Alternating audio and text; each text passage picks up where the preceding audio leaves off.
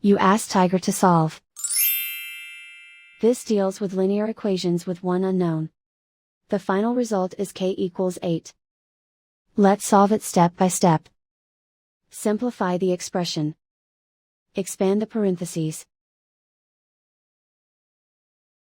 Multiply the coefficients. Simplify the arithmetic. Group like terms. Combine like terms. Group all s terms on the left side of the equation. Add 20k to both sides. Group like terms. Simplify the arithmetic.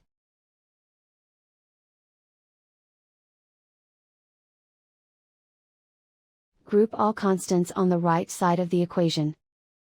Add 16 to both sides. Simplify the arithmetic.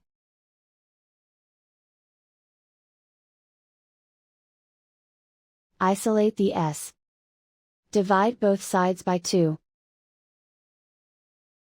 Simplify the fraction. Find the greatest common factor of the numerator and denominator.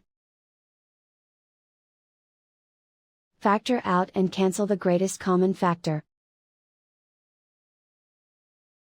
And so the final result is k equals 8.